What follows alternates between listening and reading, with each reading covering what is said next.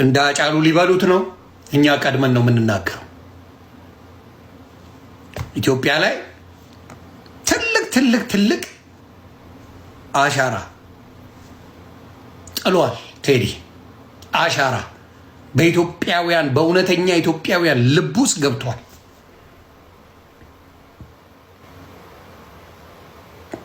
በተለይ ኢትዮጵያ ሲባል ማንም ዞር ብለን የምታየው አማራን ነው። መዋሸት አልችልም። ኢትዮጵያ ለሚል ማንኛውም አይነት ሙዚቃ ቅሬታ የማያሰማው ልድገምልህ የአማራ ልጅ ነው። ቅሬታ አያሰማ። ቅሬታ የምታሰሙ በየቦታው አላችሁ። የአማራ ልጅ ኢትዮጵያዊነት የተዘመረ ጊዜ አንድም ቀን ኮምፕሌንስ ያደርግ አትሰማሁም። never once። ሀቅ ነው የምናገረው። አንድም ቀን ኢትዮጵያ በተባለ ቁጥር ለምቦጫቸውን የሚጥሩ በየቦታው ታያለ። ዳስ የሚጥሉ ኢትዮጵያን ከፍ እናድርግ ባንዲሯን እናንሳ ስለተባለ ነው ይሄ ሁላ ለቅሶ። አሁንም ጭምር እየተጨፈጨፈ የአማራ ልጅ ኢትዮጵያን በጣም ይወዳል። እየተጨፈጨፈ ኢትዮጵያን ለማን? የደቡብ ልጆችን ልጠይቃችሁ። የደቡብ ልጆች ብቻ መልሱ ለሀቅ። የደቡብ ልጆች ኢትዮጵያን ለማን አደራ ትሰጣለህ ተብሎ ቢጠየቅ ምንድን ነው ሊመልስ የሚችለው? ለትግሬ ነው፣ ለኦሮሞ ነው፣ ለአማራ ነው ተብሎ ይሰጠው እስቲ። ከአማራ ውጪ አደራ የሚሰጠው የለም። እውነቱን ነው የምነግርህ። ደቡብን ብትጠይቀው ከአማራ ውጪ ለማንም አይሰጥም። ለምን? ያውቀዋል አማራ ሀገሩ እንደማይከዳ። ካዲ ናቸው ሌሎቹ። ለምን? ቆራጣ ካርታ ይዘህ ነው የምትሽከረከረው። ሀቁን ነው የምነግርህ። ሲከፋ ከኢትዮጵያዊነት ሙልጭ ብለህ ነው የምትወጣው። የደቡብ ልጅን ነው መጠየቅ። አደራ ለማን ሰጠህ ትወጣለህ? እንኳን ደቡቡን አይደለም ኤርትራዊውን በለው። የኤርትራ ልጅን ጠይቀው ሂድና ከኢትዮጵያ ውስጥ እንደው ኢትዮጵያ ልሰጥ የምችለው ለማን ነው? ለአማራ ነው ነው የሚለው። ሪያሊቲን ነው የምነግርህ። ለምን? ዘረኝነት በቤቱ አላስተማረው። አሁን ግን ተገፍቶ ሳይወድ በግዱ አማራነቱን እያመነበት ሄደዋል። እየመረጥክ ገለኸው። አማራ በመሆኑ ብቻ እያሳደድከው።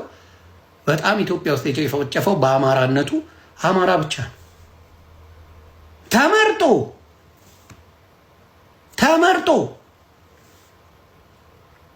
ሀቅ ነው የምነግርህ። እውነት ናት። ይጨንቃሉላ። ከአማራ ጋር ቁጭ ብለህ አማራን ኢትዮጵያዊነት ለማስተማር የሚመጣ እኮ ሰገጤ ነው ያለው። ትላንት እኮ አብረን ነበርን፣ ሶሻል ሚዲያ ላይ አብረን ነበርን እኮ። ኦሮሞ ፈርስት ሲሉ የነበረ ናቸው እኮ። ኦነግ ነኝ ሲል የነበረ፣ ኦሮሞ ፈርስት ነኝ ሲል የነበረ ነው አሁን ኢትዮጵያዊነትን ለአማራ ላስተምር ሲል የነበረ። እንደው ህሊና እንኳን የላችሁ። ህሊና የእናንተን ለማየት እኮ እንትንን ማሰብ በቂ ነው። እሬቻን ማሰብ በቂ ነው። እሬቻ ላይ የኢትዮጵያ ሰንደቅ ዓላማ ታደርጋላችሁ ወይ ነው ጥያቄ። ግንባር ላይ ታስረዋለ ወይ? የኢትዮጵያን የሚወክል ልብስ ትለብሳለ ወይ? እሬቻን ለማክበር ትለብሳለ ወይ? የለህም ውስጥ። ለፖለቲካው ግን ለወሬው ትሉታላችሁ። እዚህ ላይ መጣችሁ እንወዳለን ኢትዮጵያ የውሸት ትላላችሁ። ግን መሬት ላይ አምጥተ ወይ ረመን እስቲ ኢትዮጵያን የሚወክል አለባበስ ልበስ በለው። ለምቦጩን ሲጥል የመጀመሪያ የምታየው እነሱ። እንደዚህ አይነት መሀይም አብዝታችኋል እናንተ ቤት። ሀቃቅ ስለምነግር ውሸት የለውም። አሁንም የምነግር ምንድን ነው፣ ኢትዮጵያዊነትን በመጥላት አትለማመዱ። አኖሌ ሐውልቱ ወደፊትም ኢትዮጵያን የሚያስጠላ አማራን የሚያስጠላ ትውልድ ኦሮሞ ይፈጥራል። በተደጋጋሚ ይፈጥራል። ይሄንን አኖሌ ሐውልት የምትለው ምድረ ዝምባም አንሳና ጣለው ወይ በየቤት አቁመው። በየቤት መብት ነው። በየቤት አማራ ኢትዮጵያን ገነባ እንጂ ኢትዮጵያን አልበደለም። የመበደልም ጭንቅላት የለውም።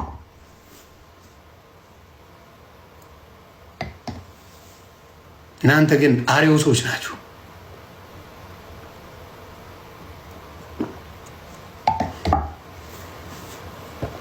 አሪዮስ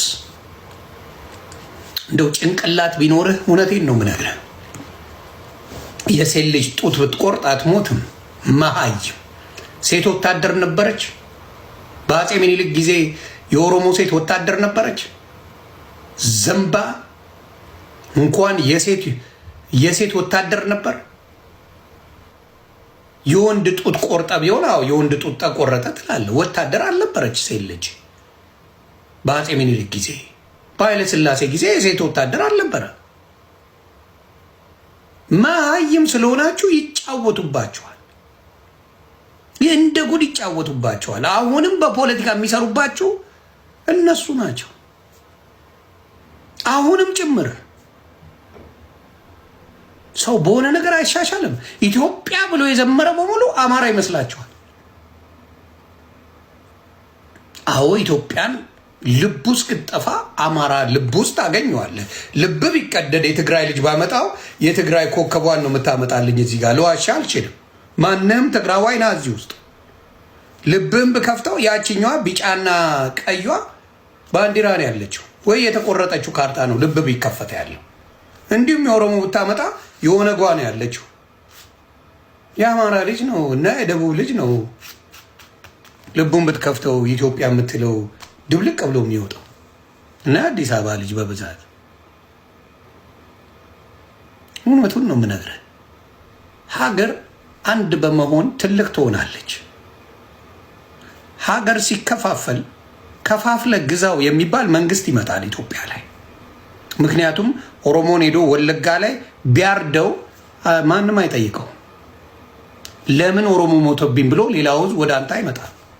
አማራ ክልል ላይ እስካሁን ሰዓት ድረስ መከላከያ አለ። መከላከያ እንደፈለገ አማራን ቢጨርሰው ለምን አማራን ገደለብኝ ብሎ የሚመጣ ኦሮሞ የለም፣ የሚመጣ ደቡብ የለም፣ የሚመጣ ትግራይ የለም፣ ማንም የለም፣ አፋር የለም። አፋርን ሄዶ እንደፈለገ ቢቀጠቅጥ፣ ሶማሌን ሄዶ እንደፈለገ ቢቀጠቅጥ ሄዶ አንድ ላይ ሆኖ የሚያግዝ አንድም ማህበረሰብ የለም። ለምን? ይሄንን ሰርተውበታል። አሁንም ህወሓት ወጣችበት እንጂ ብልጽግና ማለት ኢህአዴግ ነው። ምንም ለውጥ የለው። ማን ተቀየረ? ማን ተቀየረ? የተቀየረ ነገር የለም። የተቀየረ ነገር የለም።